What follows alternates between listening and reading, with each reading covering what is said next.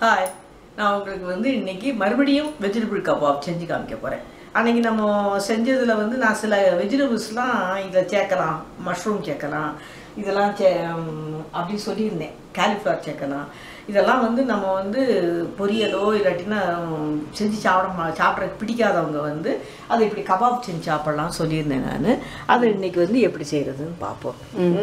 அதே தான், அதே இன்க்ரீடியன்ஸ் தான். நான் அன்னைக்கு கேர்டு போட்டிருந்தேன், இன்னைக்கு லைம் ஜூஸ் போடுறேன். இதில் வந்து தேவையான காய்கறி எடுத்துக்கிறோம். காலிஃப்ளவர் இருக்குது. காலிஃப்ளவர் தண்ணியில் அது அந்த பூச்சி எதுவும் பூச்சி இருந்துச்சுன்னா அது இது பண்ணுறதுக்காக தண்ணியில் சுட வச்சுருக்கேன்.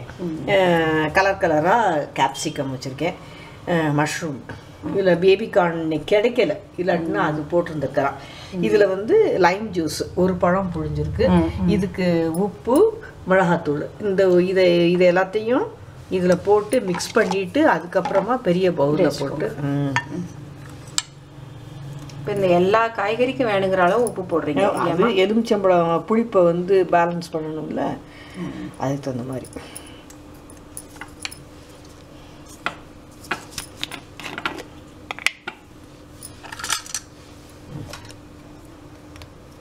தேவையான அளவு இது போதுமா? போதும்.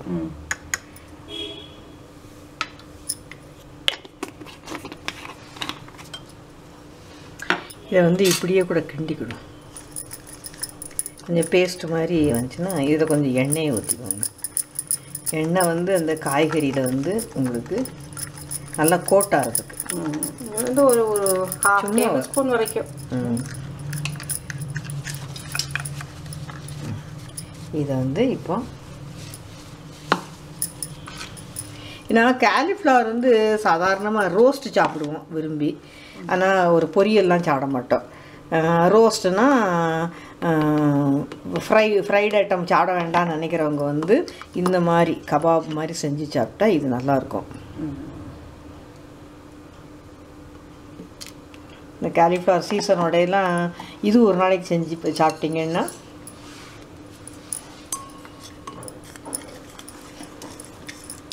மஷ்ரூம் எல்லாம் தனியாக கோட் பண்ணுங்கம்மா. மஷ்ரூம் தனியாக கோட் பண்ணுங்க.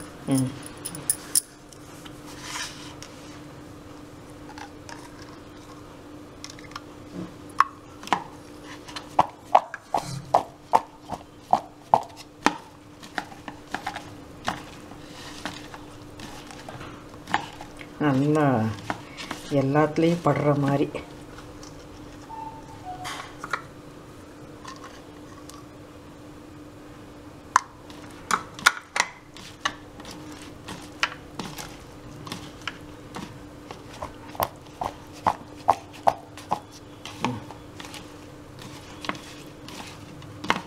மேரினேட் பண்ணியாச்சு. இப்போ மீதி இருக்கிறது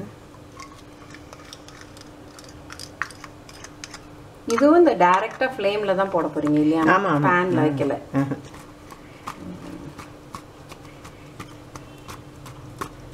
இது பெரிய மஷ்ரூம் எடுத்திங்கன்னா நடுவில் அப்படி கட் பண்ணிவிட்டு, இது ஏன் இப்படி முழுசாக போட்டிருக்குன்னா சில சமயம் இது வந்து சாஃப்ட்டு பார்க்குறதுக்கு தான் பெருசாக தெரியும், ஆனால் சாஃப்ட்டு கம்பியில் வந்து குத்துனா பிஞ்சிருமோன்னு பயத்தில் தான் அப்படியே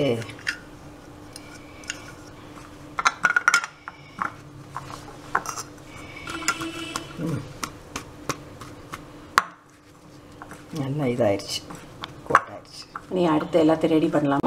ஒரு 10 மினிட்ஸ் மேரினேட் பண்ணி வச்சுருக்கு. அது கூட தேவையில்லை, எலுமிச்சம்பழம் போட்டுக்கிறனால. தயிர்னா கொஞ்சம் ஊறணும், இதுனா அந்த எலுமிச்சம்பழம் சட்டுன்னு வந்து இதாயிரும். இதை வந்து இப்போ நம்ம குத்தி வச்சிருக்கு.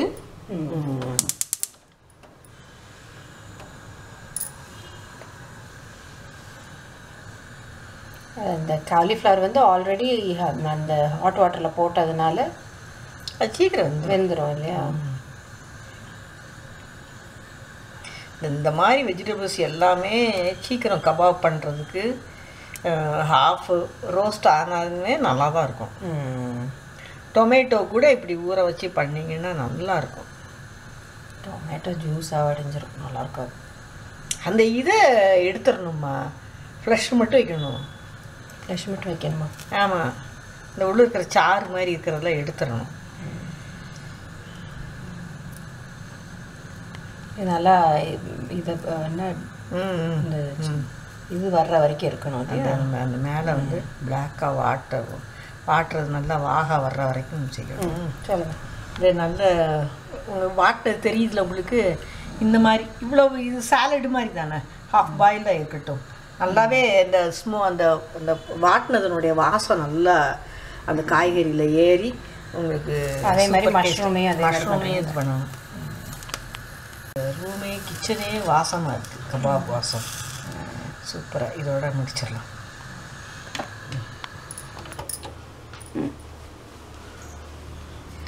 வெஜ் கபாபு இன்னொரு வருஷன்.